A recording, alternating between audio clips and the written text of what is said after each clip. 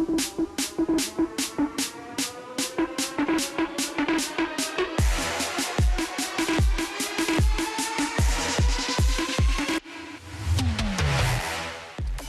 to give you now a quick update on the latest from the West Indies four-day championship, as the penultimate day of round 5 was completed earlier Friday, with 2 teams securing victory in the 3 remaining games in the round.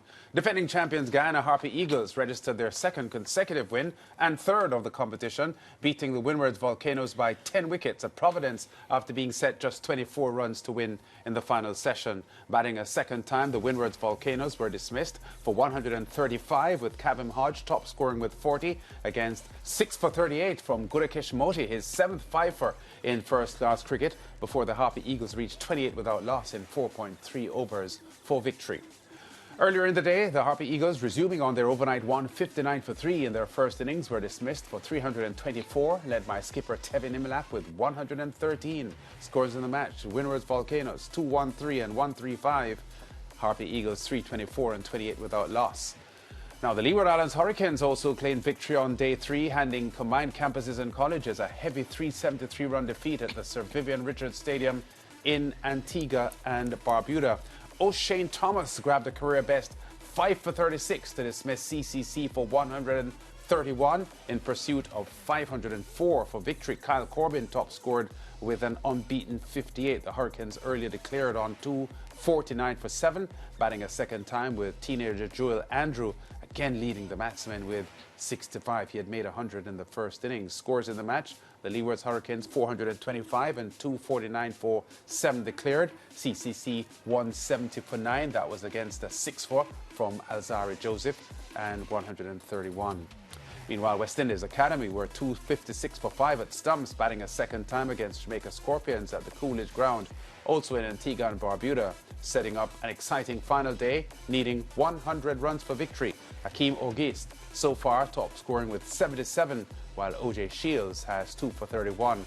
Earlier, the Scorpions, resuming from their overnight 110 for 2 in their second innings at bat, were dismissed for 191, with Brandon King getting 77 and Joshua Bishop taking 5 for 35. Scores in the match so far: the Scorpions 375 and 191. West Indies Academy 211 and a 256 for 5. So the Harpy Eagles and the Leeward Hurricanes getting victories today, and joining the TNT Red Force, who took care of Barbados inside 2 days. Yeah, that's how we like to do things, you know, get it done out of the way quick and fast.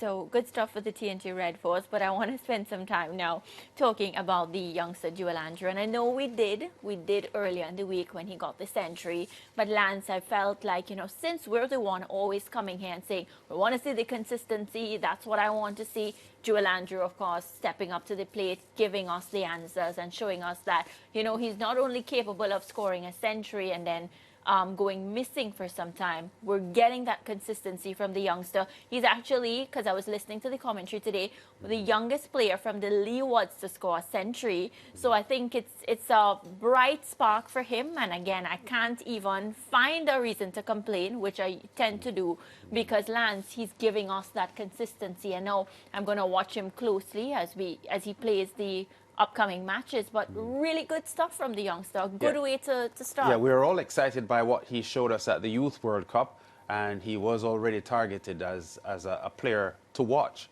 And you just mentioned being the youngest from the Leewards to score 100 in first-class cricket.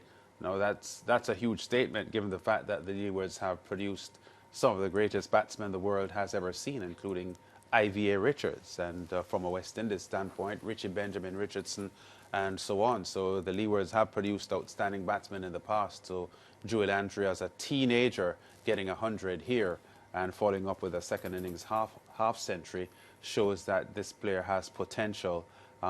Our wish is for, which is something we have to worry about in West Indies cricket, because transitioning talent in teenage years into world-class performers has been an issue with West Indies cricket.